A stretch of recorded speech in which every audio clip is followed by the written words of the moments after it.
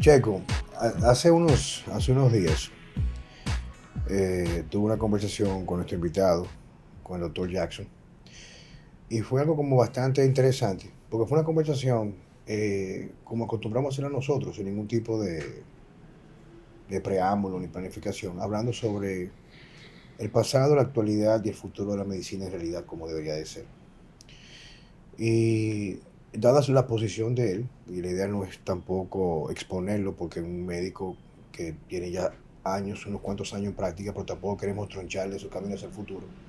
En el sentido no troncharle me refiero a hacer el camino más difícil, sino que como la medicina tiene un marco en la actualidad tan mercantilista, tan alejado de lo que tiene que ver con la real vocación de sanación o ser un medio de bienestar, y se ha comercializado tanto, hay que tener mucho cuidado, especialmente cuando estamos comenzando, que aún no tenemos en el mercado una trayectoria inquebrantable, independientemente del giro que podamos dar en un futuro. O sea, hay personas, por ejemplo, yo conozco personas en otros ámbitos que han decidido ser, por ejemplo, digamos que disidentes. Y disidentes elegantes, no necesariamente gente rebelde que quiere tirarse al mundo en contra, sino que está tratando de despertar conciencia. Esa persona quizás no tomaron el momento adecuado para hacerlo, está muy a inicio y el sistema lo arropa y no le permite crecer.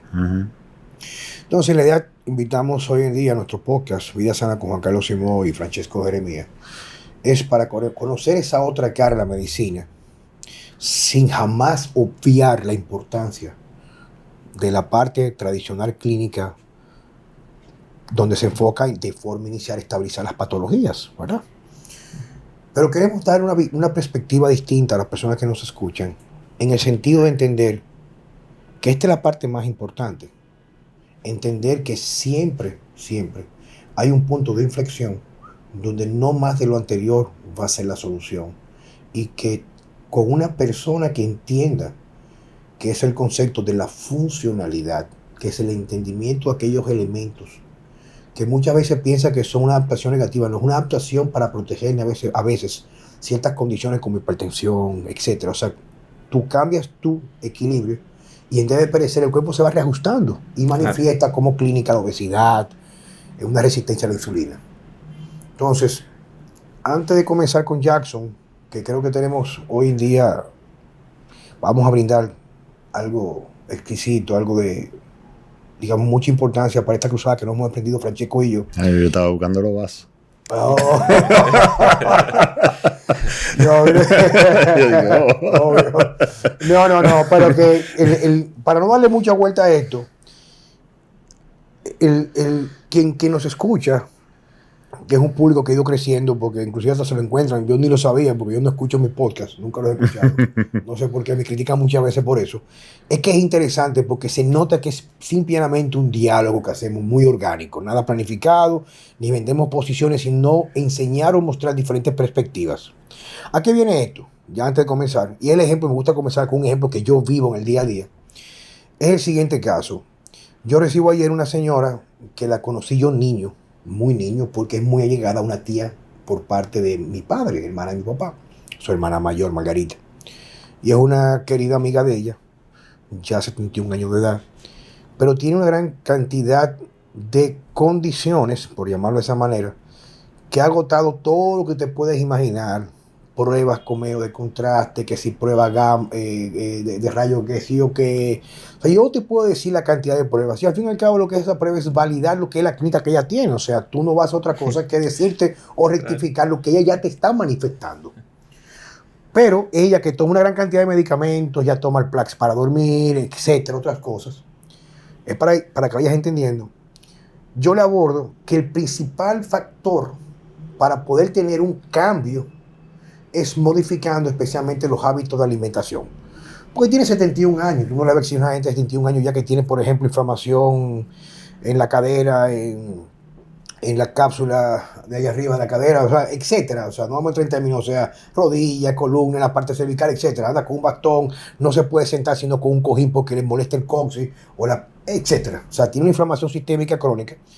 Y cuando yo le reitero a ella que el primer paso es hacer una ligera modificación para reparar lo que se reconoce como la raíz de toda enfermedad, que es el intestino, y no es que darle, sino que removerle de lo que ella come día a día, porque una vez removemos, podemos apostar a la resiliencia fisiológica del cuerpo, que tiene la capacidad de poder comenzar a restablecer, y que en ese proceso se le puede dar algún tipo de nutracéuticos herbolarios para que pueda sacarla más rápido del hoyo. Pero ella no entendía cuando yo le decía, come quizás sin importar el orden de los macronutrientes, los carbohidratos, o sea, los glúcidos, los lípidos, las grasas y las proteínas, o los prótidos, ese tipo de cosas. Vamos a remover los aceites vegetales, vamos a quitar todo lo que pueda causarte inflamación. Y ella no entendía, porque volví y me preguntaba, ¿pero qué suplemento voy a tomar? Le decía que el mejor suplemento es la comida. Y quizás lo que tenemos que hacer es aquello que no suplementa la salud, sino suplementa la enfermedad. Y aún así, con todo ese discurso, me tomó casi una hora convencerla de que se iba a marchar sin comprar nada, y que el primer paso para ver qué tanto su cuerpo podría salir a la superficie, cambiar su alimentación. Jackson, bienvenido, viejo. Bienvenido. Gracias, de verdad. De verdad mira, es un placer estar aquí con ustedes, verdaderamente, porque yo he venido siguiendo tu trabajo, Juan Carlos, y es un trabajo fenomenal. Y yo aprecio mucho eso, porque cuando yo vine, yo decía, bueno, yo creo que estoy solo. Y me di cuenta que no. Y veo que cada vez más profesionales están, digamos, despertando, teniendo quizás un poco la visión global, porque no es un secreto que ya sabemos que la medicina convencional en muchas cosas, sobre todo a nivel crónico, tiene sus fallas y que hay muchos intereses de por medio. De verdad, para mí es un placer estar aquí con ustedes y poder compartir. Jackson, cuéntanos un poco de ti, o sea, ¿tú eres dominicano? Sí, sí. Si lo que queremos saber ante todo, sí, Jackson, rápido. el ser humano, el hombre, cuéntame de ti, dónde tú vienes, de dónde tú naces, ¿Qué tú estudiaste? ¿Qué te llevó a ti a la medicina? O sea, cuéntame. Sí, sí. Yo nací en un pueblo que se llama Las Matas de Farfán. Eso está en San Juan. Pertenece a esa provincia. Estuve allí, estudié hasta el bachillerato allí. Luego vine aquí a Santo Domingo, donde hice medicina en la Universidad Autónoma de Santo Domingo. Cuando uno termina la medicina, tú tienes que hacer un año de pasantía. La pasantía donde te salga. Bueno, pues curioso que me salió cerca de mi pueblo, en el Cercado. Yo marché a hacer la pasantía allá. Y me di cuenta de algo, que yo siempre he sido curioso. Entonces, cuando yo estaba allá en la pasantía, yo veía que me llegaban las personas y que había que hacer un reporte mensual por edad de quiénes estaban sanos y quiénes estaban enfermos. No sé si todavía lo hacen. Se llamaba R8 en ese tiempo. Fue alrededor del 2014 eso, 2015. Pero yo veía que las personas mayores de 60 años, el 99%, tenían una enfermedad. Y yo siempre decía, caramba, pero nosotros que pasamos mucho tiempo trabajando en la juventud, sobre todo buscando el progreso, y que se nos escapa la vida en ello, casi no disfrutamos, pues cuando llegue el tiempo de tú pensionarte o de jubilarte y tratar de vivir o tener una calidad de vida, pues lamentablemente te la va a pasar en una clínica o en un hospital. Eso me preocupó, y fue entonces cuando, bueno, yo iba a estudiar cardiología, iba a hacer esa especialidad, y Gerardo, mi padrastro, también mi socio, me decía, bueno, mira, yo te presento esto porque él tuvo un problema cancerígeno y problemas de migraña de mucho tiempo importante, y él pudo solucionarlo, y eso me llamó la atención. Yo dije, oye, pero esto está interesante, y empecé un poco a indagar. Fui viendo hasta que yo dije, bueno, yo quiero saber qué pasa aquí. Marché a España, me formé en la Universidad de Almería. Allí estudié, primero empezamos con medicina ortomolecular, luego pasé a la Universidad de Oviedo, donde estudié rehabilitación celular, y terminé en el Instituto de Nutrición Celular Activa. Ya cuando yo hago esa formación, lo que decido es volver aquí a mi país, porque yo sabía que aquí prácticamente estamos en pañales en cuanto a eso, y que de una manera u otra yo tenía que aportarle algo a mi país, que lo quiero muchísimo. Y nada, aquí estamos tratando de avanzar y de llevar esta práctica, que es más ver al enfermo que a la enfermedad. Nosotros trabajamos más con la salud.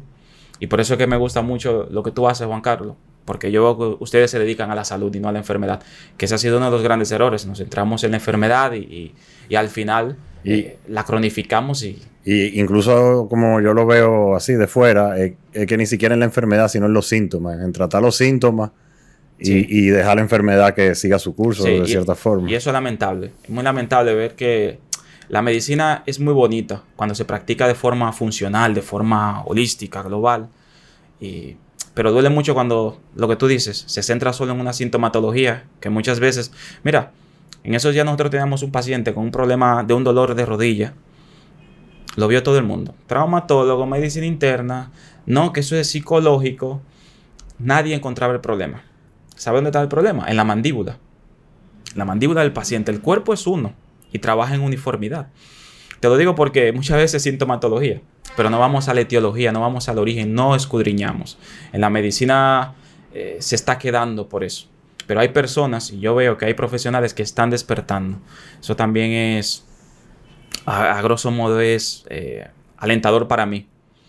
Tú sabes que una de las cosas que siempre en esto inclusive tuve una conversación con una persona, un tema muy similar al que estamos nosotros en este momento teniendo, esta conversación, donde decía, concho, sí, pero es que los médicos invierten tantos años y recursos económicos en su preparación, que en realidad no hay, me dijo la persona, no había forma como de recuperar esos años de sacrificio e inversión a través de la medicina alternativa, o como tú la quieras llamar, alternativa, funcional, holística, cualquiera.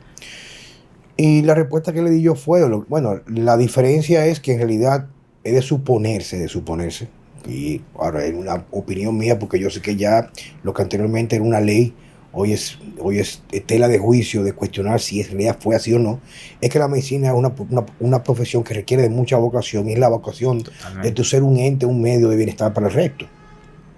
Y yo le decía, fíjate que yo creo que no comparto contigo esto, porque hay muchos médicos que enfocados más en la pasión, trabajan menos porque aman lo que hacen, pero una de las cosas que causa mayor, lo vivo yo, con los pocos recursos que puedo tener. Personas que van, por ejemplo, con múltiples condiciones, y el mejor pago, la gratificación, es el hecho que esa persona que vino quizás por una queja de algo, lo que sea, o sea, resistencia a la insulina, no quiere rebajar, inflamación sistémica, inflamación de la vía digestiva, etc.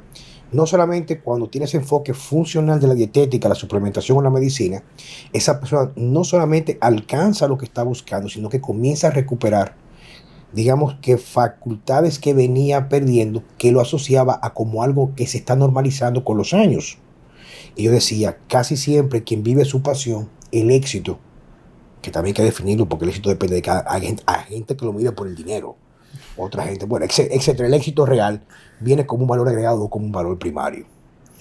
Y como tú dices, hay tantos casos que nosotros vemos, y a veces con los recursos que tenemos, porque cada quien, como dicen, todos los caminos pueden llegar a Roma, pero diferentes formas o estrategias para llegar a ese Roma o a esa salud. Yo he tenido casos de personas que van, por ejemplo, por decirte algo, ya con un marcador muy avanzado de síndrome metabólico, dislipidemia, hipertensión arterial, etcétera, todo lo que conlleva. Pero me refiero a todos los números jugados. Sí.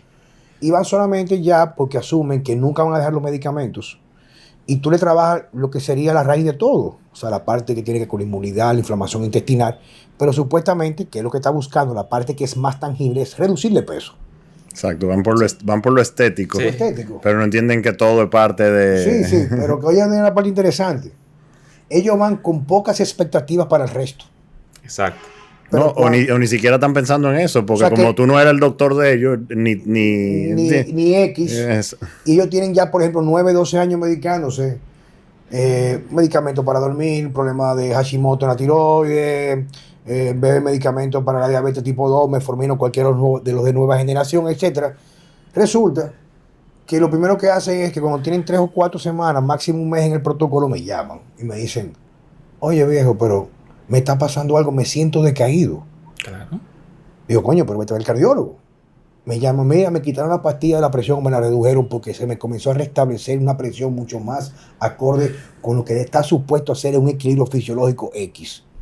Luego vienen, pero mira, me comenzaron a reducir o me quitaron los medicamentos para dormir. Hay gente que a lo mejor se quedan con una parte porque tampoco vamos a recuperar, depende de qué tan tiempo. Claro, necesito. ¿Tú me entiendes? Lo que tan dañado está. Exacto. ¿Qué tú ves, Jackson, en la actualidad? O sea, perdón, antes de eso, o sea, tú tienes entonces un consultorio donde de medicina funcional y tú recibes pacientes. Sí. Ok, entonces. Sí, nosotros ahí vemos pacientes. Nosotros generalmente lo primero que hacemos siempre es valorar los órganos. Cómo están funcionalmente. Luego de un buen historial clínico, la anamnesis sigue siendo importantísima. Le hacemos un perfil bionutricional y ahora incorporamos un dispositivo que se llama escáner electrointersticial, que es el único que tenemos aquí en el país por ahora. Y ese dispositivo lo que nos permite es ver a través de imágenes tridimensionales. Yo puedo ver a través de bioimpedancia y amperometría los fallos funcionales por órganos y por sistema. Entonces eso me complementa a la clínica del paciente, porque nosotros nos dedicamos a la medicina etiológica, a encontrar el problema y a poder erradicarlo.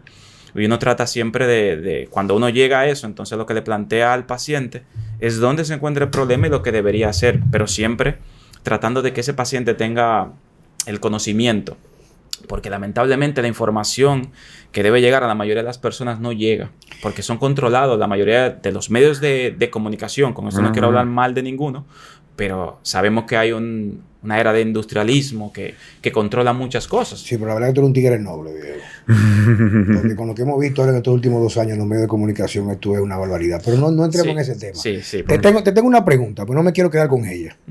¿Cómo trataste el caso de la dolencia en la rodilla una vez hiciste el diagnóstico que era un problema de la mandíbula? Mira, nosotros tenemos... Perdón, y si puede de forma sencilla explicar cuál es la relación entre... ¿Tú sabes quién hablaba de eso mucho? Paul Charles, que era un experto en kinesiología. Fue un kinesiólogo, Sí, exacto. Es lo que hacía, yo recuerdo en una ocasión, escucha esto. Yo recuerdo una ocasión, una persona tenía un problema de dolor que tenía que ver con un dolor, no recuerdo ahora mismo, pero sí que era la cavidad abdominal. Oye bien, de unos 17, unos 37, 18 años. Y él hizo un referimiento, él era un tipo, era mi maestro que falleció ya hace unos casi 4 años. Él me dijo que había un especialista en Canadá, él era canadiense, que era un especialista, que era una de sus maestras en kinesiología, que personas que iban, por ejemplo, con un trastorno mecánico funcional o mecánico funcional, oye bien, que no es lo mismo. Un trastorno mecánico podría ser, por ejemplo, un asunto de enzimas digestivas o gástrico, o estructural, un dolor, por ejemplo, por movilidad, o por ejemplo, X. Una joven que fue, y resulta que al momento de parir por la mamá, saliendo por el canal, recibió un pequeño trauma de niña y tenía fuera de contexto una parte que tenía que ver con la alineación del cuello y que le afectaba una parte en el cielo. Oye, esa vaina en el cielo, en el cielo de la boca. Y la señora cogió a esa atleta y con un golpe muy preciso, intenso y punzante en el cielo de la boca, le liberó el dolor. Esa es la primera anécdota. La segunda que tengo yo, que fue de él, y esta es muy interesante, escucha esto, Checo. Cuando yo cogía, para que la gente entienda, para que pueda hacer esa epifanía con nosotros, como sentirlo. Yo recuerdo en una ocasión que Charles, cuando yo estaba en el apogeo cogiendo los cursos con él, si tú eres un tipo de Santo Domingo que iba a coger un curso a Inglaterra con él y hacía clic contigo, era mi mentor, él decía, concho, pero sírveme de anfitrión en tu país para llevar esta perspectiva del entrenamiento de la medicina funcional, que con él fue que yo me motivé a la medicina funcional. Era un genio en medicina funcional. Un genio. Y el tipo, en ese mismo tenor, yo tenía un amigo español que él lo conoció en un curso en Los Ángeles, California, y me dijo, háblate con Gabriel. Y Gabriel, que era amigo mío, trabajaba en la Universidad de Santander. Entonces lo que hizo fue que consiguió un módulo, un cubículo, un aula en la Universidad de Santander y sirvió ese lugar como centro para atraer estudiantes de toda Europa. Para no hacer cuento muy largo, casi siempre el segundo o tercer día el amigo mío le prepara como una cena en su casa con algunos amigos de él. Y algunos de los muchachos estaban en el curso. Y cuando llegan, y esta parte interesantísima, cuando llegan a la reunión, un amigo del amigo mío, bueno, al tipo se llama Peñuca, y no se me olvida, ese es el apellido, el apellido Peña, decían Peñuca a sus amigos. Peñuca, que está con su novia, ve que era novia, él ve Charles, que le da dificultad, como que se para con dificultad. Y que para sentarse no utiliza un patrón de movimiento, sino que se deja caer. Y él le pregunta, ¿qué le pasa? Y responde ella, pues son gente de mucho dinero, tienen creo que negocios de tala de árbol en el norte de Europa, de España, eso es todos los cuartos del mundo. Dice, bueno, hemos ido a toda parte del mundo, ella tiene un dolor de espalda consistente que no se le quita. Oye bien, Y Charles le dice, mañana en el break, llévamela al salón de clase. Claro, Charles no habla español, mi amigo sí habla francés, mi amigo habla francés, les traduce. Y cuando cierra, me cuenta mi amigo Gabriel que el tipo dice, ¿qué yo voy a llevar ese tipo? ¿Qué sabe ese tipo? O sea, joder. Si hemos ido, coño, los mejores médicos en Alemania, Estados Unidos, y eso es que si tal procedimiento, qué terapia, qué bloqueo, y no se cura. Dice que eso es imposible. El tipo la llevó, y en un tratamiento de 20 minutos, con liberación miofacial y otros procedimientos, la tipa se curó. Lo bueno que a la altura del día de hoy, eso fue hace aproximadamente 12 o 14 años, ella dice que si se enferma de nuevo, ella no le va a permitir ver a ningún otro médico que no sea él con un asunto mecánico funcional.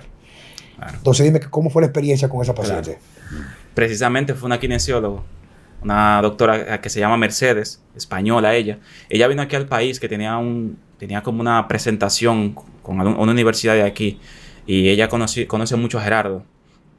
Y bueno, Gerardo me llamó y me dijo, mira, vete a esa universidad que Mercedes va para allá. Ella va a presentar una conferencia y yo le dije que tú ibas a ir. Y yo, no, yo voy encantado. Fui con mi hermana, que es odontóloga, porque Mercedes también se dedica al tema de odontología.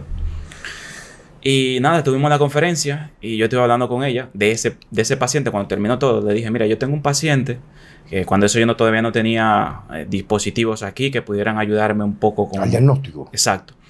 Pues le dije, mira, yo tengo un paciente aquí y yo necesito tu colaboración, que me dé tu opinión de este paciente porque es un tema de un dolor de una rodilla y él ha andado la mayoría de los especialistas y no ha podido resolver el problema. Ya yo lo tenía con un esquema de alimentación, vi que tenía nosotros trabajamos con los terrenos biológicos del cuerpo, que son 7 que conocemos. 3 son de excesos de tóxicos o de malos hábitos, y 3 de carencias, de micronutrientes. Deficiencias. Exacto, y 1 del manejo del estrés. Entonces, ya yo lo estaba trabajando de esa parte desde el punto de vista alimentario y cambiando sus hábitos. Pero cuando entonces ella me dice, mira, pues yo mañana estoy un poco libre, nos vemos. Al fin que nos juntamos, fui a la consulta, yo lo convoqué a él fue. Ella lo puso en una pared, vio la postura, analizó. La kinesiología es muy bonita. Y me dijo, mira, siéntate. Cogió nosotros utilizamos unos algodones allá. 2 algodones, se lo puso allá en la última muela. Le dijo, sí, abre la mandíbula, se lo puso, se lo colocó. Ciérrala. Cuando cierra la mandíbula con los algodones, el dolor desaparece al 90%. Dice, wow, pero sí, no me duele. Entonces ella me dice, mira, el problema es mandibular. El problema es aquí, porque hay una conexión muy íntima. Ella hablaba del nervio que viajaba a través del nervio. Nosotros tenemos una raíz de 3 nervios aquí. Entonces que de aquí pasaba el nervio vago, pero que ese paciente tenía un desequilibrio de la microbiota intestinal y eso lo estaba inflamando, y el punto más débil del cuerpo era la rodilla. Y ahí se focalizó el problema. Ese fue el planteamiento que ella me hizo. Y eso me impactó. Yo dije, wow. Entonces uno se da cuenta de que esas cosas que verdaderamente funcionan no salen en los periódicos. No, porque lo que pasa es que, no, como dicen por ahí, no puede ser patentizada por la farmacéutica. No me porque no vende. Igual que el ayuno. El ayuno, como no vende, pues es malo para... Nadie lo puede patentizar. Es malo para la salud. Es malo para la salud. Qué barbaridad. ¿Y tú recibes muchos jóvenes? Sí, mira... o sea, te hablo de teenager y niños. Niños, sí. Yo veo algunos niños que me preocupa mucho porque hoy estamos teniendo cada vez más niños con enfermedades de adultos. Por eso te pregunto, porque es un tema recurrente. Y es un tema que a mí, Francesco, siempre nos ha apasionado porque somos papás, tú sabes. Sí. Yo tengo una niña de 2 años que prácticamente me ha renovado un propósito de vida. E incluso yo he tomado medidas muy puntuales con ella. Con lo que la experiencia que yo he vivido, Jackson, Checo, he tomado una posición un poco extrema, porque creo que son momentos extremos. Yo siempre he dicho que un cambio radical implica medidas radicales. Cuando el tiempo está difícil, requiere medidas que conlleva a crear situaciones para, aunque difíciles, que nos saquen de nuestra área de comodidad, tenemos que enfrentarlas. Porque la responsabilidad única de que cada quien en la salvación es individual. Y por ejemplo, en el caso de la hija mía, lo mío pasa con Checo. Yo conseguí un médico amigo, pediatra, y por ejemplo, en el caso mío yo no he vacunado a mi niña. O sea, 0 vacunas. Y prácticamente todo lo que yo le doy alimentación a mi hija es exactamente lo opuesto de que marca ahora casi siempre los institutos de pediatría. Sí. O sea, me refiero, cuando yo explico lo que mi hija come, me dicen personas allegadas, inclusive amigas de Mariana, mi esposa, que tiene niños de la misma edad, dice, pero los niños no comen de eso. Digo, no, lo que no deberían de comer es lo que los médicos mandan en la actualidad. O sea, mi hija lo que come prácticamente es carne, huevos, lo que tú comías en el campo, viejo. Sí, o sea, sí. cosas de campo. Entiendo O sea, perfectamente. ella no come nada. Mi hija, esta es la hora que no ha comido nada que venga de caja, nada. O sea, cero. Cero. Excelente. Y tiene una salud robusta. Cuando se enferma de cualquier gripe, sea lo que sea, no sé, porque no hacemos test tampoco para saber si es la basura que hay en el medio ahora mismo. Lo tratamos como se trataba anteriormente. Casi siempre la dejamos a ella que su inmunidad le suba su fiebre. Se le maneja en caso de que suba mucho un poquito de baño de agua fría o el tercero. Bueno, lo que saben todo el mundo. Pero eso le ha dado ya una ventaja sobre los demás niños porque entiendo, y el médico lo dice, mi amigo, mi hermano, el médico de ella que se llama Luis Miniel. Luis Miniel lo conozco perfectamente. También es pediatra de mi hijo. Bueno, ya no hay que hablar más nada. Sí, Entonces, Luis Miniel, o sea, en ese sentido, o sea, me dice que ella está mucho más avanzada en la parte motora, motricidad fina, inclusive ya habla ya y aún no cumple los 2 años, tú sabes. Entonces, teniendo eso en cuenta, o sea, y no quiero tampoco reitero, porque nosotros somos medio radicales, Sí. y a veces nos va la mano. Entonces la gente me dice que le hace falta cuando insulto a los demás por aquí. Pero tengo que honrar tu investidura y no quiero llegar a ese punto. Pero, ¿qué tú ves en la actualidad? Mira, eso es alarmante, de verdad. A mí me preocupa muchísimo el tema de los niños. Y es que es cuestión de lógica. Yo pienso que la gente va muy rápido, ¿no? Y no se detiene a ver por lo menos la lógica.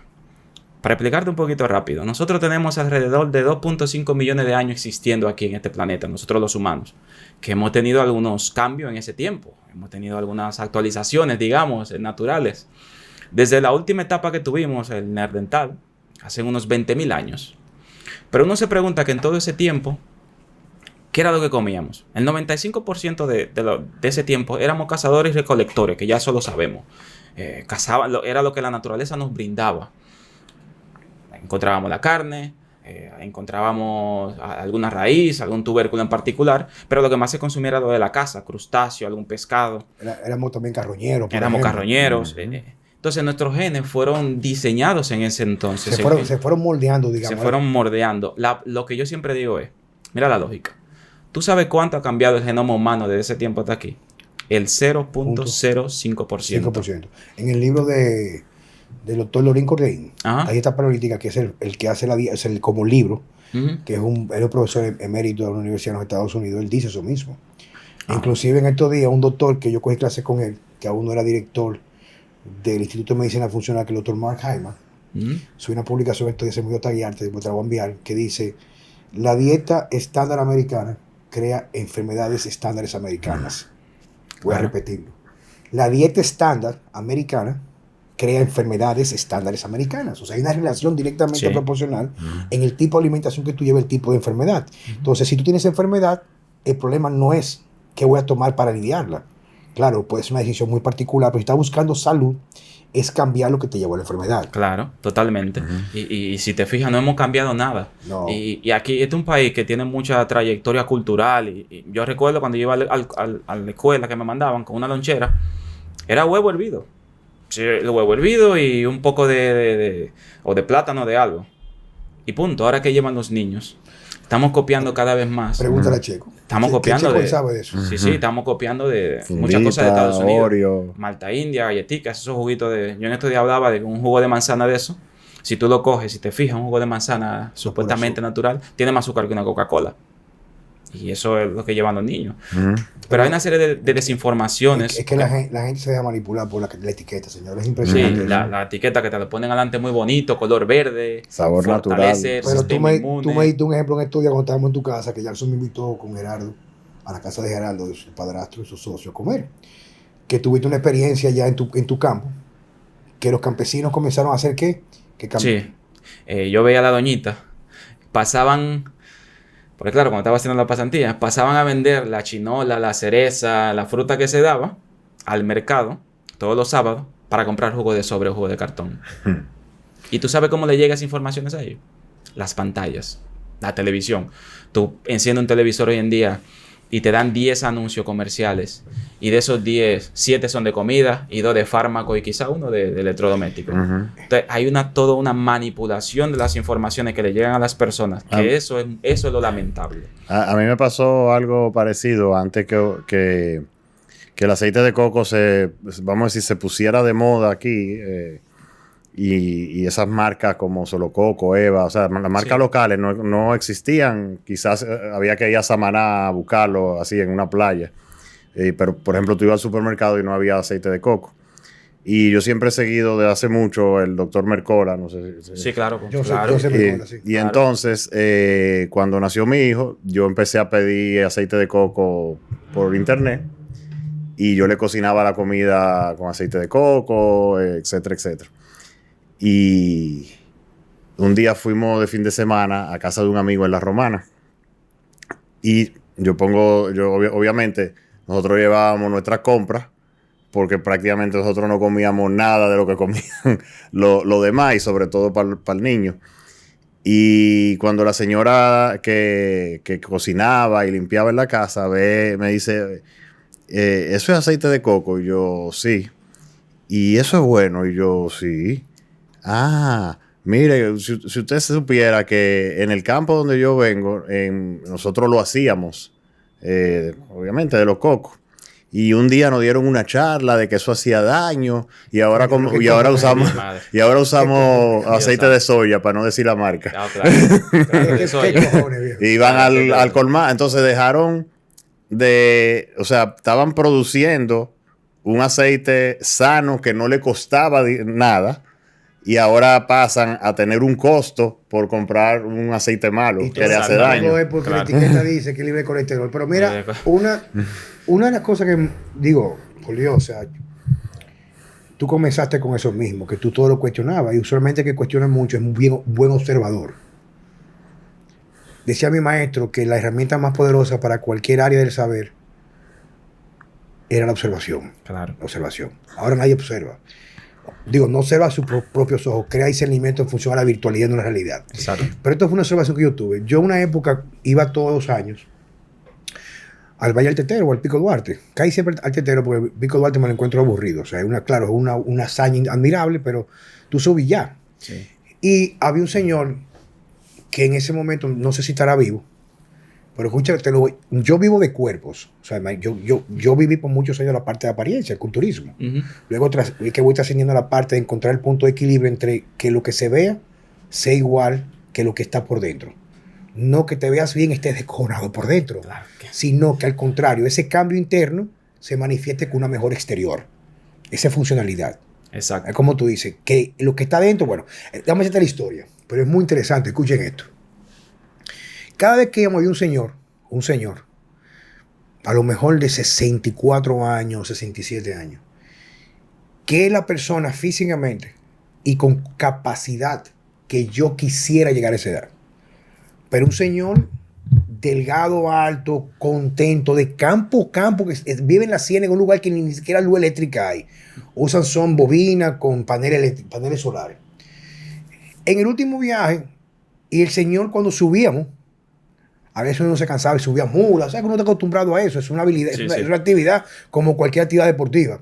Y esa gente, esos campesinos, suben como nada. No suben ni con camelback, ni con trail mix, ni con granola. Eso es normal, viejo. O sea, nada que preocuparse, ni nada. Con los años veo que el señor, cuando vamos, deja de subir. Le pregunto, me dice, no, fue que me dio un infarto del corazón. O sea, un infarto de miocardio. Un infarto. Digo, ¿pero y qué pasó? Bueno, yo no sé, porque desde hace 5 años nosotros acostumbrábamos a cocinar aquí solamente con aceite de coco y con manteca de cerdo. Excelente. Pero cuando comencé a ir al médico a bajar a Jarabacoa a chequearme, cambié los aceites por aceite de canola. Claro. Entonces fíjate la relación que existe de una persona que tiene todos los parámetros que tú te puedes imaginar, delgado, nada de obesidad en la parte media, que sube el Pico Duarte como nada 2 y 3 veces, 4, 5, no sé, las veces que sea, pero tiene la capacidad de subir y bajar sin ningún tipo de problemas articulares ni nada, por hacer un cambio a lo que te venden como lo ideal, con todos los parámetros que supuestamente son los ideales, condición cardiorrespiratoria, cardiovascular, no sobrepeso, coge sol, duerme en el campo.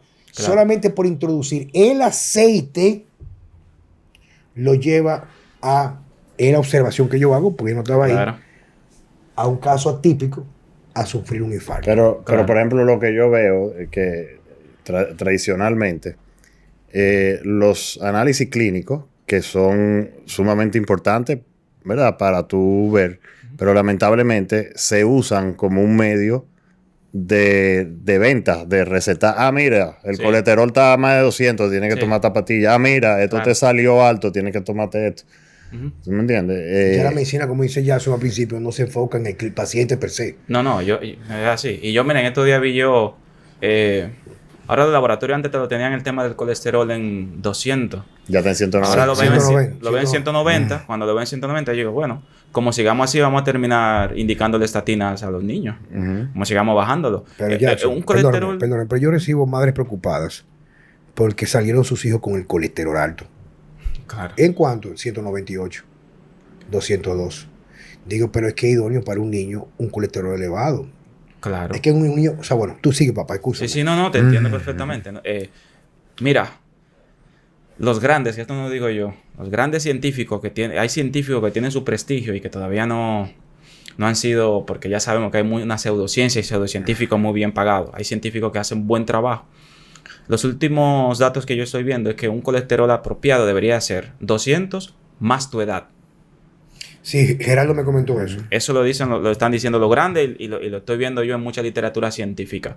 Claro, aquí el problema con el colesterol es que en aquellos tiempos, cuando se hizo el famoso estudio de Framingham, que fue en 26 países, sí, y solo lo discutamos. Sí, solo publicaron 7 países, lo que le convenían, y que lo hicieron en conejo, en herbívoros. Pero bueno, después de eso se marcó que el colesterol tenía que ser de 200, por debajo de 200, pero yo creo que ya eso hay que ir dejándolo atrás porque hay demasiadas referencias ya. Sí, pero eso que tú dices, por eso que tú estás aquí, te voy a explicar por qué. El hecho que llamamos esto una cruzada de información, no de información porque se puede malentender, de brindar otra perspectiva, es que por tantos años las personas, ustedes, tú, que me escucha, nosotros, tantos años como ha pasado con el manejo de estos últimos 2 años, con lo que estamos viviendo, con el asunto de la pandemia, se han dado cuenta que para lograr un objetivo de índole mercantilista, solamente basta con repetir algo de forma tan reiterada, escucha esto, que ya no hay evidencia que pueda hacerte cambiar, porque eso que está sembrado en tu subconsciente crea una respuesta de ansiedad y miedo, por ejemplo. Y que yo sé que tú lo ves, y que a lo mejor tú lo ves mucho más que nosotros, o que yo particularmente. Tú ves que llegan personas que supuestamente tienen el colesterol bajo medicamento, inclusive en un lugar no apropiado, por debajo de 180, 120, que eso es malísimo. 200% de probabilidad de sufrir de demencia. Sí, demencia automáticamente. 200%. Por favor, el cerebro es puro fosfolípidos, claro, puro omega 3, o sea, son grasas. Claro. Y tú lo ves que tienen ya decaimiento de un síndrome, digamos, de una depresión subclínica. O sea, pierde la libido. Lo ven como algo normal, porque bueno, tengo ya 45, 52 sí, claro, años. Aparte de eso, para no complicarlo más de ahí, o sea, no tengo deseo de hacer nada, pero estoy bien, porque el médico me lo dijo. Pero, por ejemplo, vivo cansado, pero tampoco puedo dormir, etc.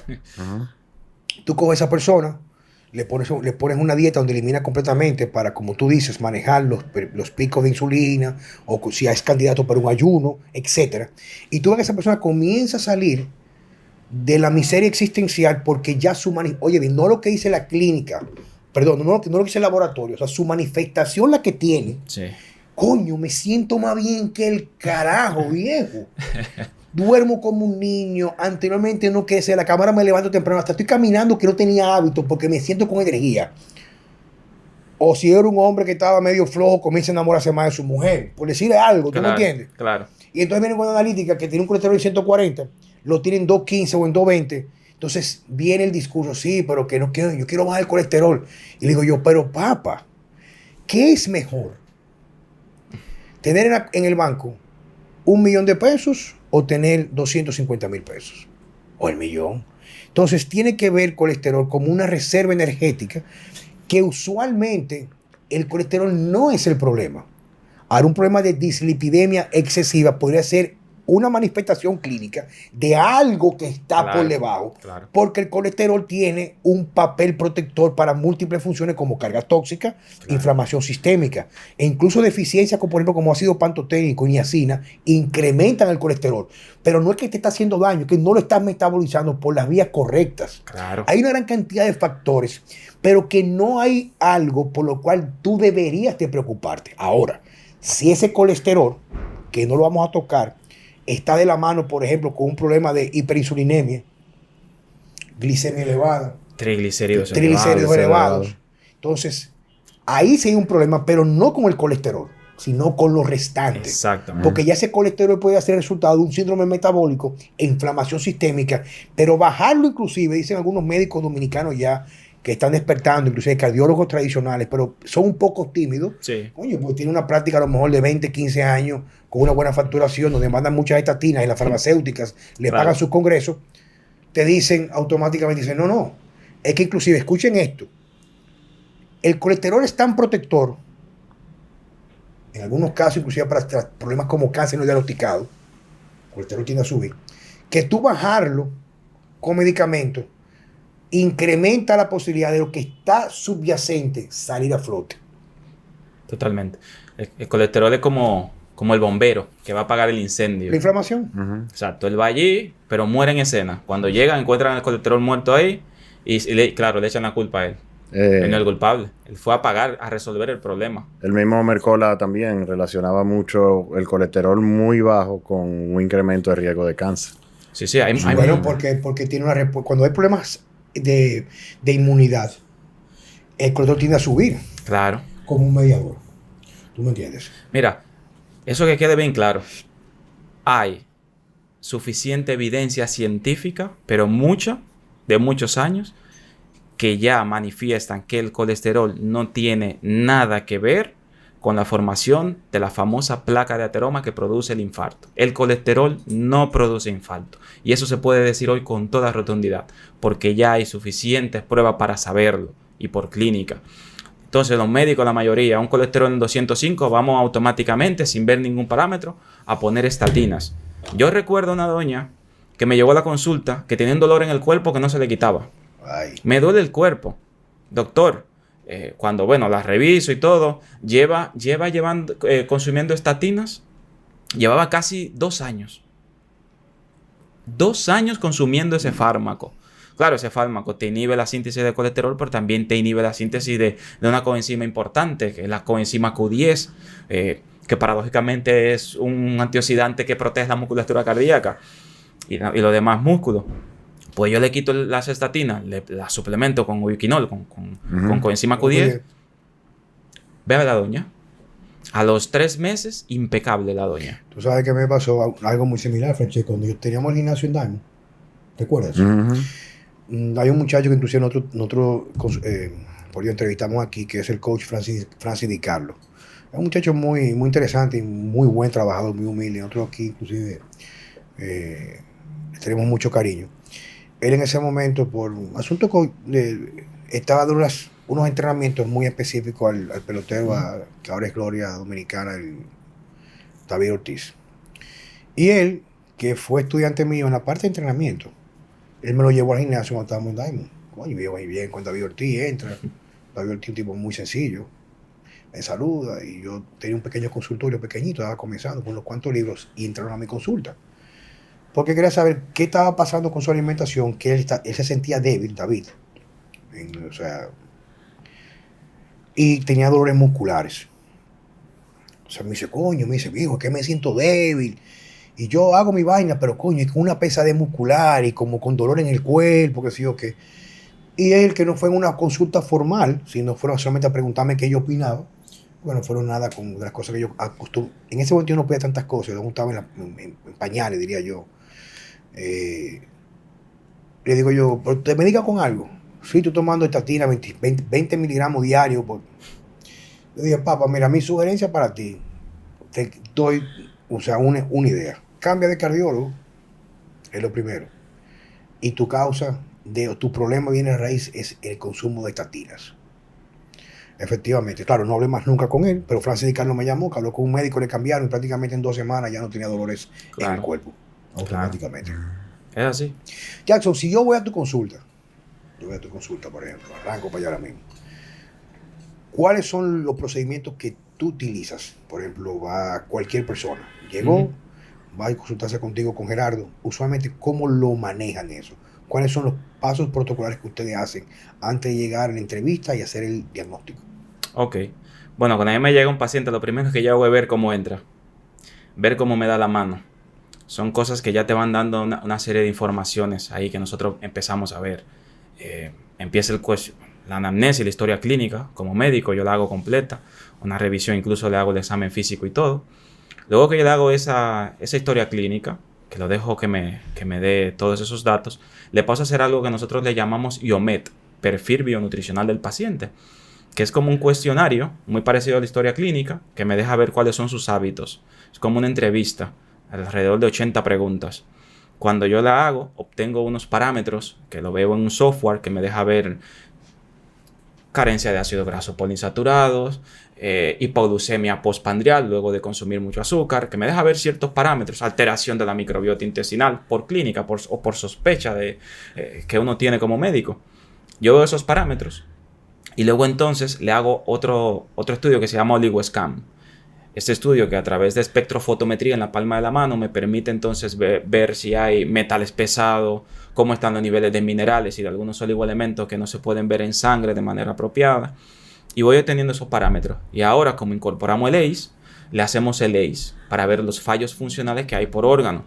Una vez yo tengo todo esto al paciente, claro, hay algunos pacientes que yo le solicito alguna analítica sanguínea, la vitamina D, que a pesar de que la veo con el OligoScan, me gusta también tenerla de manera cualitativa y cuantitativamente, tenerla de dos formas. Y también le hacemos entonces el perfil lipídico, la homocisteína, que es muy importante. Claro. La insulina, que casi nadie la prescribe, pero es mucho más importante que una glucosa. Una glicemia, claro está. Claro. Y cuando tenemos todo este enfoque del paciente, pues entonces luego ese paciente lo volvemos a citar. Porque el mismo día tenemos un montón de información, yo no puedo tomar una conducta quizás en el momento la más apropiada. Entonces estudiamos bien el caso del paciente y luego le proponemos entonces cambio de alimentación, cambio de aplicar el ejercicio físico según sus posibilidades y a manejar el tema del estrés. Que esos son los 3 grandes pilares de la salud: alimentación correcta, ejercicio físico según las posibilidades y el equilibrio emocional. Sí, tú sabes que me parece no es así. La escuela que tú manejas, por ejemplo, en medicina funcional, siempre se han ventilado los 4 pilares, o sea, de lo que podrían ser los factores que inciden en que salga una enfermedad, por ejemplo. O sea, es un cúmulo de una combinación de estos 4, que es deficiencias, carga tóxica, las emociones, y el otro creo que es factores inflamatorios. No recuerdo ahora mismo, porque inclusive hay un taller que yo doy de introducción a la dietética funcional donde tratamos esos temas. Pero fíjate cómo todo gravita. Cuando esa persona trabaja donde ti, usualmente, ¿qué es lo que tú tiendes a prescribir más? ¿Qué tipo de protocolo en qué sistema enfocado? Yo, por ejemplo, cuando una persona, en el 99%, por no decir todos los pacientes, nosotros siempre que le hacemos todo, terminamos haciendo una detoxificación de los emuntorios, los órganos que filtran, del hígado, del intestino, de la piel, de los pulmones, de los riñones. Hay que liberar esos órganos que son los que se encargan de limpiarnos, y lo hacemos con buenos hábitos de alimentación y utilizamos ciertos nutracéuticos de alto valor biológico. Nosotros utilizamos mucho el agua de oligoelementos hidratados en agua de mar, utilizamos algunas sales de magnesio, sobre todo el bisglicinato, pero que va con los cofactores enzimáticos, que lleva la B6, que lleva el zinc. Hacemos todo un cóctel de estos suplementos que son orgánicos, porque no trabajamos con sintéticos, porque ya sabemos que la industria sabe que los suplementos son necesarios y ellos te crean sus propios suplementos. Pues nosotros tratamos de hacerlo con suplementos, pero que funcionen y que sean de mayor calidad. Ese paciente se le dan esas pautas de alimentación depurativas en ese momento, que luego empiezan a cambiar. Porque claro, si yo tengo un paciente que supongamos que tiene una disbiosis intestinal, una alteración en la microbiota, y lo tiene en la microbiota putrefactiva, que yo incluso puedo verlo en el ACE y por clínica del paciente. Yo sé la importancia y lo maravillosa que es la carne y que es necesaria, pues yo procuro, mira, en estos momentos yo le voy a dar carne, pero no voy a ser muy abusivo con esa carne. Hasta yo recuperar esa microbiota intestinal, esa parte putrefactiva, que es la que se encarga del tema de la carne. Trato de no limitársela, pero sí de sostenérsela en el tiempo. Por ejemplo, en vez de ponérsela 5 veces por semana o 4 veces por semana, se la pongo 2 y voy alternando con pescado, utilizo algunos vegetales. Son una serie de técnicas que se utilizan es un protocolo. con la detoxificación. Luego, cuando detoxificamos, que el paciente ya, claro, empieza, si tiene un sobrepeso, una obesidad, te pierden peso, como es lógico. Luego que ese paciente se detoxifica, que vemos que ya el drenaje linfático está bien, que los órganos semunterales funcionan, le llamamos entonces fase de estructuración. Este paciente tiene una resistencia a la insulina. Este paciente tiene un cáncer. Entonces nos centramos en el problema como si reestructurar, devolverle la capacidad al cuerpo de que sane, porque él sana solo. El cuerpo se sana solo. Lo que pasa es que nosotros no le damos los recursos para que lo haga. Pero ese es el protocolo que manejamos. Detoxificación y reestructuración del organismo. Tú sabes que he escuchado lo considero tan fascinante porque en cierto modo, o sea, de forma concomitante en la práctica mía lo que hago es, claro, lo hago de forma concomitante. Por ejemplo, hago el remover todo lo que causa daño y usualmente espero una respuesta fisiológica que puede ser favorable o desfavorable a la clínica en función cómo el cuerpo reacciona. Y en función a lo que yo veo que es el resultado de ese primer paso que se manifiesta en tercer o cuarto día, puedo comenzar a introducir algunos aceites esenciales, claro, aceite de orégano o esto o lo otro. Pero al fin y al cabo va a gravitar siempre por esa parte de remover primero lo que hay, mejorar todas las funciones que tienen que ver como la biotransformación hepática, etcétera, para que haya una descarga en la cual el cuerpo va a crear un estado de reserva energética cuando está lento sobre los procesos de eliminación y la persona comienza a curarse automáticamente. Claro. Mira, tú sabes que aquí una de las cosas que a veces yo veo que el paciente me dice, mira, yo estoy cansado. Algunos me dicen, yo estoy cansado desde que me levanto. Doctor, a mediados de la mañana yo estoy ya agotado. O no se me quita el agotamiento. Es una de las cosas que yo veo mucho. Y claro, ya conocemos los factores que te pueden causar una fatiga, un trastorno energético. El tema del mal manejo del estrés, las frecuencias electromagnéticas. Eso te acaba que nosotros aquí estamos expuestos y eso... Pero déjame decirte algo.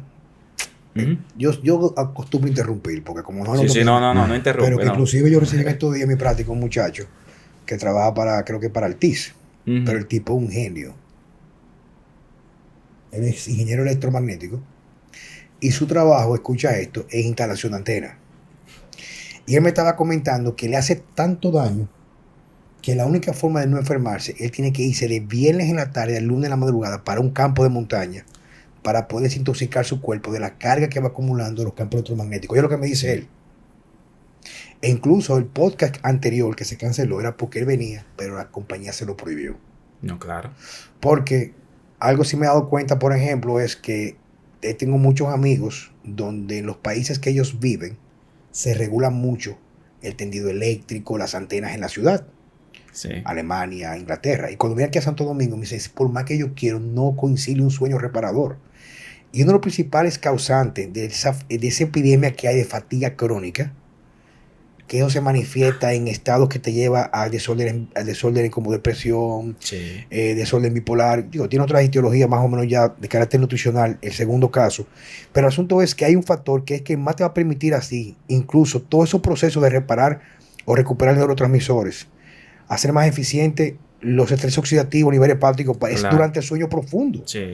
Entonces, si tú no duermes, tú prestas atención a otros factores que donde la pirámide de esa vitalidad va a reposar ahí. Claro. Oye, eso está acabando el mundo, los campos electromagnéticos. Sí, literalmente. Eso yo espero que sea coincidencia. Yo tengo la fe de que todo esto sea coincidencia.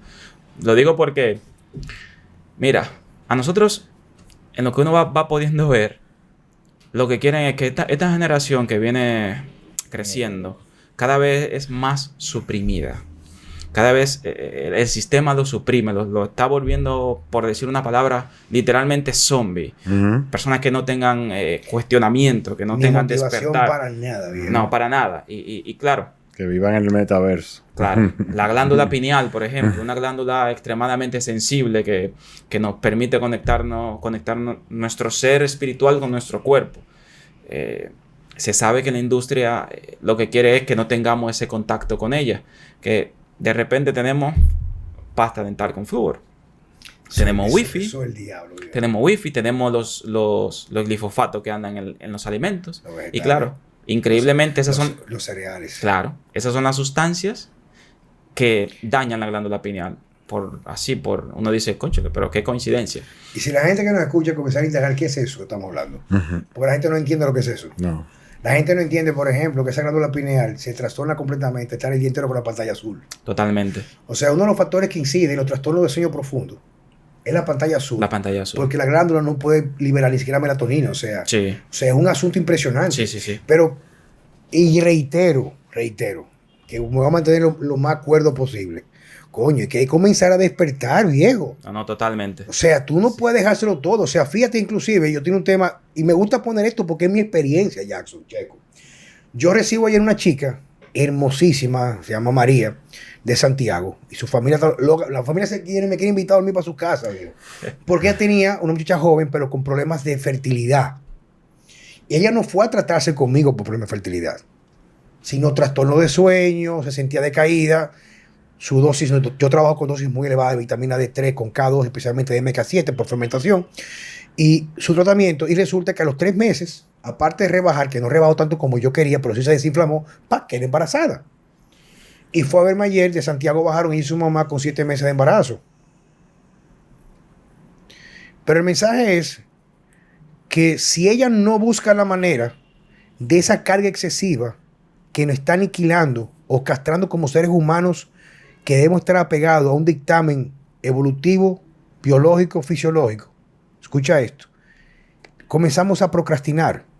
Comenzamos a dejar todo por hecho. Que es un tema que tenía yo con ella. Le digo yo, bueno, tú que vas a tener un niño, oye esto, tienes que proteger ese bebé.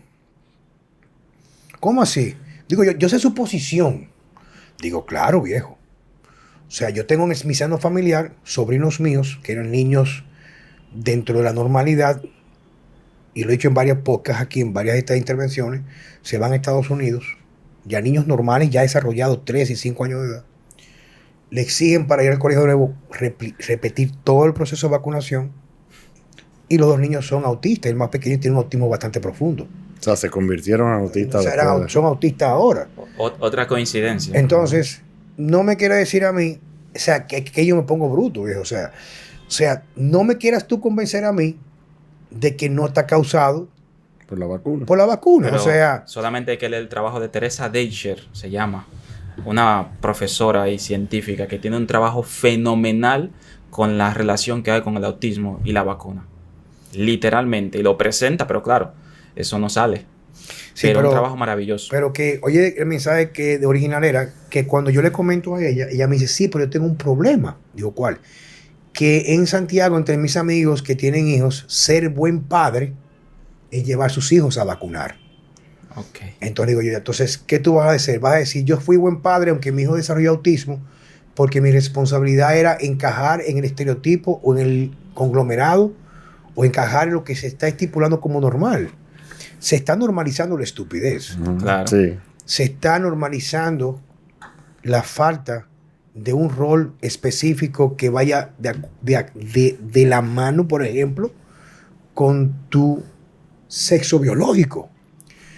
O sea, hay un sinnúmero de cosas que cuando tú me escuchas, si aún no estás en el camino de iluminarte con invitados del nivel del Dr. Jackson, es para que no que tú me creas, es para que comiences a abrir los ojos y comenzar a cuestionar todo lo que está. Es suponerse que esa niña que nos está grabando, tan hermosa que está ahí, por la edad que ella tiene, ella no va a tener un punto de referente porque ella ni nació en Elías Piña. En las matas. En las matas, Elías Piña está después, para allá, ¿verdad? Sí. Está después, perdóname. O no naciste, por ejemplo, como Juan Carlos Simón antes del 1970, donde no había celulares. Entonces, lo que tú consideras la normalidad no lo es.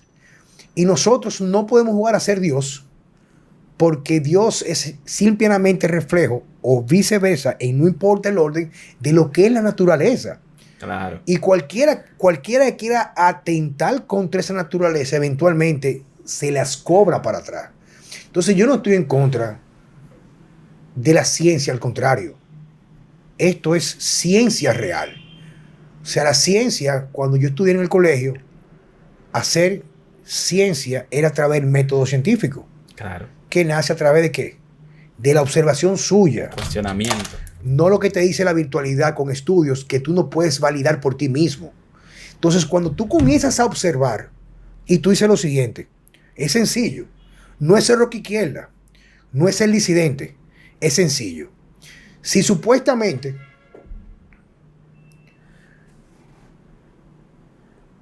hay algo que cura una enfermedad, es un medicamento para esa enfermedad. Pero es esperarse que supuestamente todo lo que es una vacuna, una vaca de una, como dicen por ahí, es simplemente algo para evitar tú llegar a la enfermedad. O sea, si yo me coloco algo, no es para que me dé más suave, o para que me dé otra cosa. Uh-huh. Porque como yo decir, bueno, yo vacuné a mi hijo contra el polio, pero le dio polio. Pero estoy feliz porque el médico me dijo a mí que debe darle, terminé en silla de ruedas y además terminó en bastón. Bueno, yo me vacuné contra la hepatitis B, pero me dio. O yo me vacuné contra el tuberculosis, pero me dio tuberculosis, pero me dio más suave. O sea, está bien, o sea, no me crea. O sea, yo no soy científico, yo no tengo un laboratorio, pero sí un ser humano con los ojos abiertos, y yo tengo una ventaja que inclusive me lo dijo esto de un amigo mío alemán, que él sorprendía porque él viene todos los años 2 o 3 veces a mi casa. Y en mi casa yo no veo televisión. O sea, yo no veo televisión hace casi ya 20 años. Oye, es que no veo televisión. Claro, tengo una pantalla, tengo un Amazon Fire, y vamos a una película que Checo me recomendó. Yo la pongo la película. ¿Tú me entiendes? Pero no pierdo el tiempo en entretenimiento para la plebe y el público.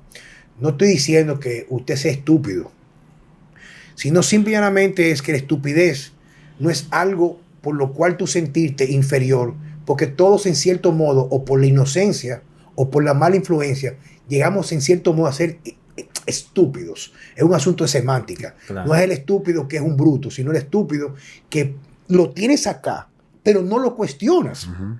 ¿Tú me entiendes? Claro. Entonces, alguien me dice a mí, no, que tal cosa hace daño. Me pasó con un paciente, o sea, ya para no darle mucha vuelta a esto, pero que quiero reiterarlo, así como nos repiten por los medios cosas que nos hacen vender el aceite de coco para comprar aceite de soya, o la señora en tu campo agarra las frutas del patio de su casa y los vende en el mercado del sábado para comprar sobre de sabor, porque dice que tiene vitamina C.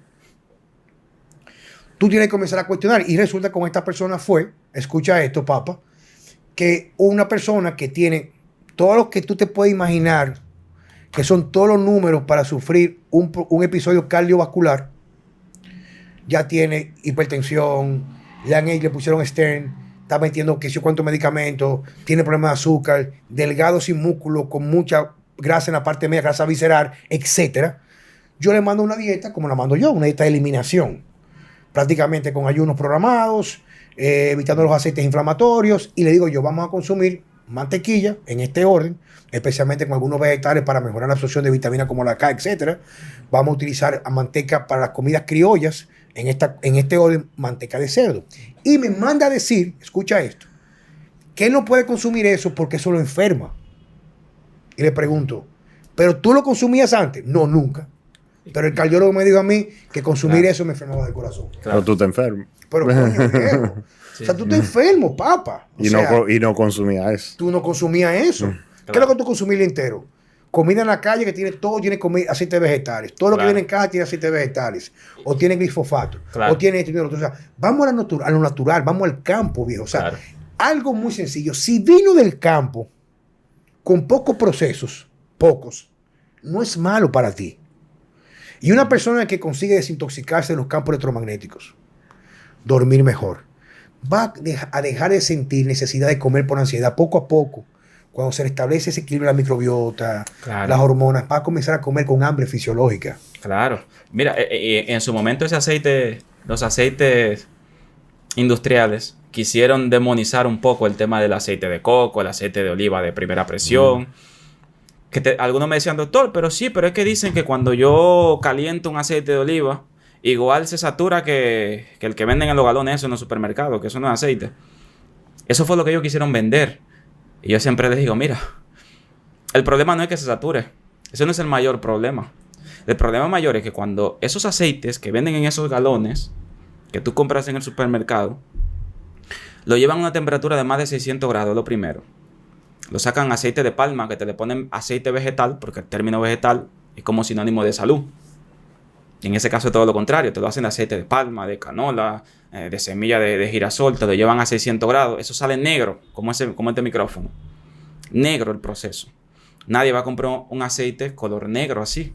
Entonces, ¿qué pasa? Que se le agrega un filtro. ¿Cuál es el filtro? El hexano, que es un derivado del petróleo. Un solvente. Exacto. Ese hexano que utilizan es el de los residuos que quedan cuando hacemos gasolina con el petróleo. Se le echa ese aceite y se pone casi color agua. Y luego te le ponen en la etiqueta 0% colesterol. Colesterol ahí, ¿qué me importa? El problema es el hexano que tú estás consumiendo. Sí, pero fíjate que la industria se basa en el miedo. Primero te venden el miedo al colesterol, como te expliqué anteriormente, dijimos Claro. que tú lo dices, pero un colesterol mientras más elevado es mucho mejor en caso de que sufras cáncer. Bueno, no entremos a repetir lo mismo. Entonces se basa en el miedo, la Sí. campaña de miedo. Claro. Colesterol mata, colesterol las arterias. Entonces la gente tiene eso que le repite en una frecuencia tan bajita que lo tienen ahí y no se dan cuenta. Claro. Es como un tac, tac, Sí. tac, tac. Y de que oye grasa o colesterol. ¡Prap! Yo como nítido, porque lo mío bajo en grasa. Bajo en grasa. Sí. Claro, es una terminología. Y mira, recordando un poquito, retrocediendo un poco, con el tema de los niños, no sé si lo han hablado aquí, que tú mencionas el tema de las pantallas. Eso tiene un propósito. Tú ves que uno se vuelve adicto a estas pantallas. Como tú dices propósito, está validando lo que siempre es el discurso nuestro. Sí, es Nosotros decimos que eso no es adrede. No es adrede. Imposible ser adrede. Imposible serlo. Porque cuando uno ve estas cosas, por ejemplo, yo veo niños que se vuelven adictos a una pantalla. ¿Tú sabes qué le va a ocurrir a ese niño? Nosotros tenemos un neurotransmisor que se llama dopamina que está en nuestro cerebro. Una de las funciones que él tiene más importante es como esa autorrecompensa de que yo me trace algo en la vida y que pueda alcanzar ese objetivo. Cuando yo alcanzo ese objetivo, obtengo una descarga de dopamina, una sensación de bienestar porque logré lo que quería. Y eso se daba trazándote metas, pensando, aburriéndote. El aburrimiento, que yo creo que te lo había mencionado. Claro que sí, bien. El aburrimiento es la cuna de las ideas. De la creatividad, bien. De la creatividad. Cuando Newton, él vio que se cayó la manzana del árbol, como decimos, era aburrido que estaba. Era el aburrimiento y te lleva a hacer cosas grandes. ¿Qué sucede ahora? Que los niños, desde que tienen ya 2 años de edad, tienen una tablet, un televisor o un teléfono móvil. Y esto tiene que ver tanto en niños como en adultos. Tú empiezas a ver esa pantalla y empiezas a liberar grandes descargas de dopamina porque tienes una estimulación continua de ella y la industria lo sabe. Ahí viene la adicción. Claro, ahí viene la adicción, ahí vienen las redes sociales con contenido nuevo, porque la dopamina es también como un neurotransmisor de la novedad. No es que yo voy a estar viendo lo mismo siempre, me voy a aburrir. Novedad, me vuelvo adicto. Ese niño no se quita de esa pantalla, no la puede dejar. Pero claro, está en la casa en 4 paredes, no toma un rayo de sol. Un sedentarismo inapropiado, no hace ejercicio físico, no se mueve ese niño. Pero le estamos dando juguito de cartón, le estamos dando papitas, le estamos dando galleta, pan, arroz todos los días. Y ese niño se deprime tanto que al final termina el niño siéndote homosexual. No tengo problema con la homosexualidad, cada quien debe elegir, pero a mí lo que me preocupa es que ese niño no tuvo la elección, no pudo elegir, no tuvo los recursos. Un tema que teníamos, y ya que tú lo tocas, porque ese es otro tema que iba a cubrir contigo en otro podcast futuro, es, nosotros venimos explicando, el que sabe que, o sea, ahora tú me caes mejor. Nosotros tenemos un tiempo aquí trayendo especialistas, hablando de cómo todo lo que está aconteciendo en el mundo ahora mismo, inclusive con la Agenda 2030, no es algo que lo han tirado. Ellos vienen creando las bases en la nueva generación que va subiendo, porque ellos saben que nosotros eventualmente nos marcharemos de aquí. Sí, nos dejan fuera. Nos dejan fuera. Y es que los niños, a través de lo que son los endocrine disruptors, Los trastornadores endocrinos, Ujú. glifosato, la soya en la leche. Sí. Fíjate que todas las fórmulas infantiles tienen aceite de girasol. Sí, todas. Que uno se pregunte, ¿qué busca ese aceite ahí? Y la gente piensa que es bueno. Todo ese tipo, la alimentación donde te dicen que la carne es mala, vamos a ser niños veganos, con exceso de leguminosas. O la vaca exceso están de- acabando con el planeta. Sí. ese tipo de cosas va creando las condiciones. Perdón, no estoy diciendo, o sea, porque la gente comienza a acabar conmigo, con Checo, y eventualmente contigo. No estoy diciendo que si tú eres hombre y tú deseas hacer lo que tú quieres con tu miembro genital, nadie tiene por qué cuestionar eso, o mujer.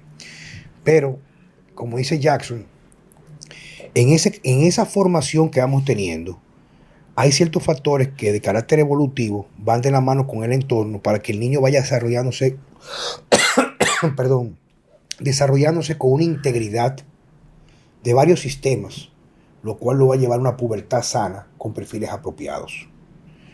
Entonces, cuando tú comienzas a ver una alimentación no natural, no biológica, hay una respuesta de adaptación degenerativa o de involución en ese niño. Claro. Pero aparte de eso, tú lo alejas de otros factores ambientales, que no es el ambiente interno por alimentación, sino el externo. Y ya el niño, que se vio muy marcado con el surgimiento del PlayStation, ese tipo de cosas, que muchos jóvenes de 30 para abajo hoy en día son jóvenes o hombres prácticamente con perfiles de testosterona de hombres de 70, 60 años hace 30, 40 años atrás. Vamos por paso. Entonces, eso nos lleva a crear una vulnerabilidad interna donde no tenemos una identidad real marcada por perfiles endocrinos muy definidos para cada sexo biológico, lo cual te deja extremadamente aún susceptible cuando la sociedad le enseña a los padres que ser buenos padres y dedicarle poco tiempo a sus hijos y pasar mucho tiempo en el trabajo adquiriendo préstamos con cosas que no necesitan o para llenar expectativas de carácter, reitero, social. Entonces, estoy de acuerdo contigo, papá. O sea, esto no es adrede, viejo. Adrede no O lo sea, es. cuando tú comienzas a despertar y comienzas a cuestionarte, todo va de la mano, todo está entrelazado. Sí. Los estímulos que hay por el celular, lo que ellos reciben por el celular, porque no es educación, es castración de principios de identidad claros como hombres o mujeres, en primer lugar. La alimentación tiene un efecto incluso que a veces lo lleva a un punto de no retorno en esa fase que es determinante como el cimiento para una adultez más equilibrada. Un entorno, una educación donde nos castran de los valores que ellos descubrieron que nos daban sentido de propiedad nacional y patriota para no dejar que las personas del globalismo actual se inmiscuyen en las cosas nuestras de carácter territorial. Fíjate que no han desnudado para saber cómo se construye un humano íntegro con sentido crítico y poco a poco han comenzado a quitar y a cortar las raíces de eso que crea un árbol con un tronco tan fuerte que no importa la tempestad no se quiebra. Ahora todos tenemos que ser maleables, tenemos que ajustarnos a lo que piensa una minoría en torno al resto de la mayoría. Totalmente. Eso es así. Jackson, ¿dónde la gente puede? Y tú sabes que, bueno, la idea de esto nunca ha sido vender. Pero creo que hay tantas personas que nos van a escuchar a nosotros que necesitan esa opinión o ese enfoque o esa expertise o esa competencia profesional donde brinde esperanza. ¿Dónde te pueden localizar, papá? Bueno, yo trabajo en Nuter Genoma, se llama así, Nuter Genoma, y el contacto telefónico que tengo es el 829-928-2705. Ahí me contactan vía WhatsApp o por Nuter Genoma en Instagram o llaman y tienen un contacto directo conmigo. ¿Dónde queda eso? Eso queda en la avenida Máximo Gómez, esquina José Contreras, frente a la Universidad de UTESA. Ok, ¿es un edificio? Es un edificio en el 5º piso. Se llama Nuter Genoma. ¿Tú estás solo ahí o tienes otros colegas? Hay colegas, pero no trabajo con ellos. Trabajo directamente solo ahí. O sea, tú lo que tienes es un cubículo, un consultorio, trabajas acá. Es un consultorio. Un consultorio ahí. Trabajo también en Rayo de Salud, pero eso ya en Santiago. Rayo de Salud se llama. ¿Con qué tiempo tú vas? ¿Con qué frecuencia tú vas allá? A Santiago solo estoy yendo los sábados. Solamente los sábados. Okay. Es bueno saber eso porque muchas personas me preguntan sobre médicos alternativos o funcionales de Santiago y no conocía ninguno. Yo te puedo dar los referimientos del lugar para que la persona pueda escuchar otra opinión, la otra cara de la moneda. Tiene Instagram. Sí, Nuter Genoma se llama. Nuter Genoma. Nuter Genoma. Perfecto. Señores, Jackson, muchas gracias. Nos honra, de verdad que sí. Señores, muchas gracias por estar aquí en Vida Sana con Juan Carlos Simón, un episodio nuevo y con Francesco Jeremías. La idea estamos intentando, Checo y yo, comenzar a crear mucho más contenido para hacerlo mucho más frecuente estos podcasts, pero da un poco de dificultad conseguir buena materia prima, el cual se puede elaborar un buen producto terminado. Hasta la próxima. Gracias.